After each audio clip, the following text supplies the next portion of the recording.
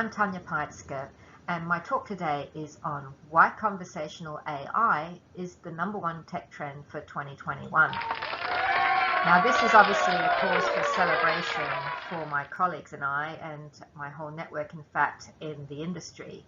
Today I'm going to explain what exactly that industry is. Some of you may not even be familiar with the term conversational AI. So we're going to do a quick overview and also a deep dive into why this is being called the #1 tech trend for this year. So who says that conversational AI is the #1 tech trend? One source is ARTIBA, the Artificial Intelligence Board of America. Now, ARTIBA published a report just a few months ago in February this year, and they listed 5 tech trends in artificial intelligence. Everything from ethical AI, quantum computing AI, cybersecurity and AI, the fusion of Internet of Things and AI, but at the very top was conversational AI. What is that? You are probably familiar with chatbots in the form of Siri, or if you've got an Apple iPhone, Google Assistant, IBM Watson. You've had interactions, no doubt, with text-based chatbots if you were doing banking online. Ordering a pizza, Domino's Pizza was one of the first years ago to get a text-based chatbot to do fairly straightforward transactional things like booking a holiday, booking a pizza, finding a florist. And these were text-based commands, inquiries, frequently asked questions. So ARTIBA's pointed out that post-pandemic, post-COVID, we can see a huge shift mainstream of these chatbots going into the space of voice assistants, and what we're going to discuss today is also going into from 2D into 3D. So AI, conversational AI, will boost 95% of customer interactions by 2025. Voice assistants are going to triple in usage to a massive 8 billion number of assistants in 2023, and this is in the next 3 years. And 80% of businesses will use some sort of chatbot systems. So we're going to look at this in more detail and also the sources of the ARTIBA prognosis. So a quick explanation of what it is that is going mainstream. I'll give you a quick example of what my company from Munich is doing. It's called AI Bots as a Service because we're in the cloud and we're low code and edge computing. So we're in the space of mixed reality. It's a bit like Internet of Things, where you're mixing up virtual reality, augmented reality, and holograms. So we've integrated the 2D chatbot, what we call bot brain, into, this is a 2D chatbot here, Birgit. She speaks German. And she has been existing since November last year as a hologram, interactive, live in a car showroom, which has been very, very useful for the owners of the car showroom where they normally do car sales. In lockdown, you probably realize in Europe it's been an extended lockdown everywhere. They've been allowed to remain open for car repairs. So with Birgit there as a hologram, she's been a support staff member because a lot of the staff can't be there due to COVID. They're not allowed to be there. There's furlough schemes and so on. So the digital assistant, digital human has helped out in this crisis, and because of her success speaking German, understanding the local accents, learning a few new things from her customer interactions, and also importantly gathering information about what the customers want, what they'd like to see changed, are they waiting a long time for their car to be repaired, all these sort of things. She can poll and gather information directly on site and then report back to the owner of the showroom. She's now being cloned and moved to the city centre, the town centre, and to act as a government spokesperson in terms of being a wayfinder and a concierge to give updates on COVID, new opening hours for different stores, promoting certain stores. Until the tourism and visitors come back, she's actually going to be there more for the residents than visitors. So this has been one of our most successful flagship installations even during the crisis. And we've got her clone. Birgit has a clone that's an Australian, an alter ego. We call her Kylie. She is here at the trade show, so you can go and talk to her yourself. She's in our virtual booth for AI Baas. This is an example of how she's been deployed in a small box as a hologram on site at the client, the car showroom I just mentioned. So here we've got, this is an MVP, a minimum viable product. So here the project manager is actually testing her for her German skills and content, etc. So one of the sources of Artiba was Juniper Research. They're based in the UK. And they've just published a white paper that we're going to take a closer look at about this niche and segment of the virtual assistance industry. And Juniper Research has also concurred really with Artiba in the States, that in the USA, that voice commerce offers a mostly hand-free touch point for shopping orders from anywhere, and this is the model that we promoted here. We got rid of any need for buttons. She just activates herself when someone's standing in front of it. The hologram realizes there's a human there, not an animal, not a car or any other movement, and activates herself. And the Juniper Research currently predicts that voice commerce will increase with the increasing use of AI generally. And the interesting thing, it's going to outstrip e-commerce altogether. So e-commerce as in online customer experience only, that we're going to see voice going to be the main form of communication between a machine, a device, a hologram, what we call cognitive interfaces now. So any surface that can be activated with voice and create a customer experience. Sorry that you can't read part of the text, but if you go back through the slide as a recording, you'll be able to see that for when I transition from each slide. So we're seeing the replacement of touch and touch screens with voice, because speech recognition has become so accurate these days. So another source in the Artiba report was Servion. Servion Global Solutions is in fact also got a white paper out on this space. And their key findings in their particular article published this year is customer expectations that businesses should be using visual technologies, as it's now called, virtual reality, augmented reality, mixed reality. Another term over to sort of encapsulate all of these is extended reality.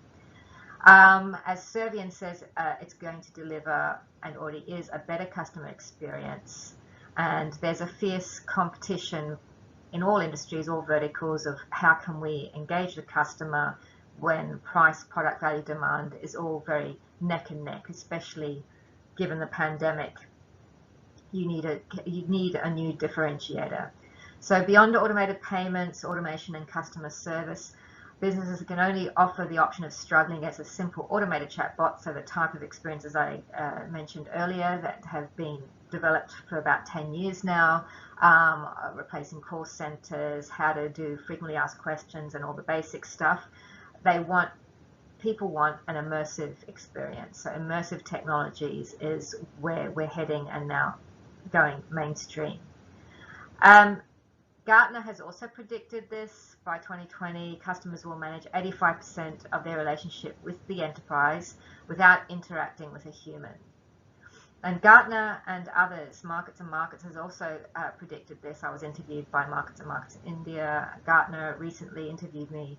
And yeah, Servion agrees. We can see this as well in the industry, that this whole going mainstream of a new generation, the next gen of voice assistants and virtual assistants, is going to lead to a level of customer experience and automation where only possibly just 5% of customer interactions will need a human.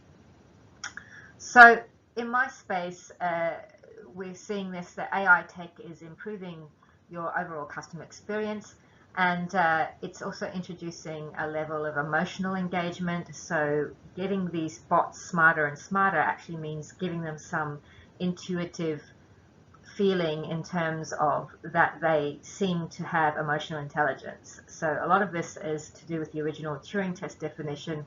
They may not actually have EI, but the whole point is simulation, so that you as the human engaging with it feels like you are having a special experience.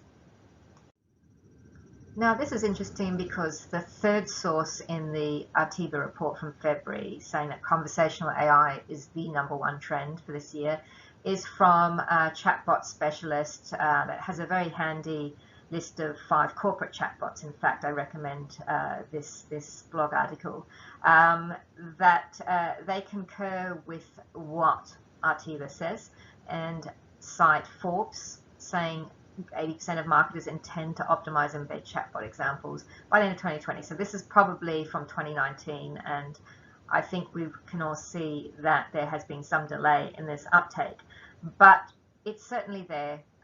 If you go into many corporate websites, you're now encountering more and more chatbots, and the willingness to adopt these is increasing quite exponentially. MIT has confirmed this as well, that 90% of businesses now agree that chatbots online can be programmed to effectively resolve complaints. So they're handling a level of complexity that we haven't seen before.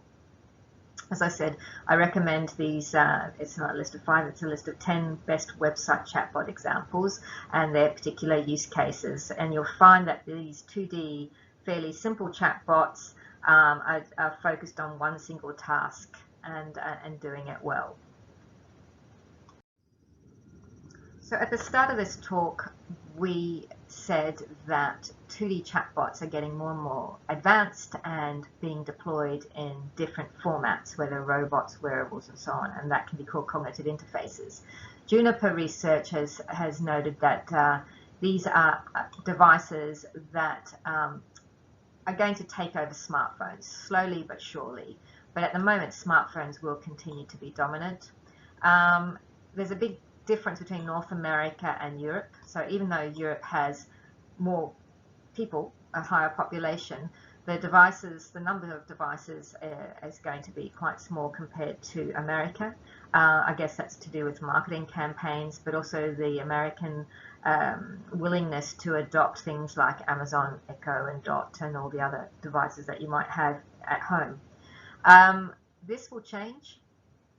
We're seeing that in terms of enterprise solutions, there's more and more voice assistants being deployed that can offer a whole solution in terms of productivity and office usage. We'll look at this in more detail in the next slide.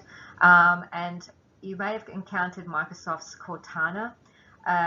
Well, even Microsoft has found that rather than they were pushing about 5 years ago Cortana as being the assistant that you talk to when you switch on your PC and off you go, and she can do everything for you. Well, that didn't really materialize. And for that reason, not as many PCs will have a voice assistant working on them. Also, in our what we've just activated, as I said at the start, Birgit on a PC, and Kylie, who you can talk to now. It's on a PC, it can only be deployed in Chrome, Google Chrome. What we're doing, there's certain sort of setting restrictions and limitations. So that's another technical type of hurdle that needs to be overcome. But mostly we're looking at user adoption and willingness to use a voice assistant on their home PC or office PC. However, if it's for productivity, an enterprise solution, there's more willingness to do so.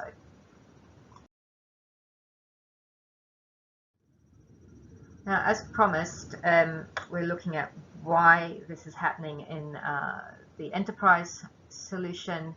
Monetization is the reason, because you can have Amazon Alexa skills out there, or Siri. This is from the white paper of Siri, How Are You Going to Make Me Money, by Juniper Research.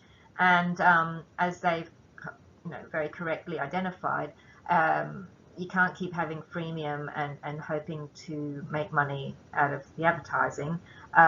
You've got to have some sort of enterprise solution. And this is where my company as well has gone, in that we've become an API platform and you become a B2B service, so that the voice assistants can be deployed as sort of a component of a larger solution, for whether it's becoming more efficient in archiving documents or a call center application. The way to make money and monetize your voice assistant is obviously going to be in the cloud. and charging for API calls back to the platform. The other thing is it's got to be device agnostic or voice assistant agnostic, because I think that some tech giants were originally hoping that if they could dominate the market, then everyone would go to that particular voice assistant. But as consumers have become more tech savvy and voice assistant savvy, in that they're willing to use voice instead of tapping away to text a digital assistant, they want to see that they can have all their data and voice assistants moving across different platforms and not limited or restricted to one particular device. So if you can't do cross-platform integration, you're going to lose customers. So the interesting thing we can see here is that West Europe, as opposed to Eastern Europe, is increasing its market share of these devices, even though it may originally have been slower than the USA.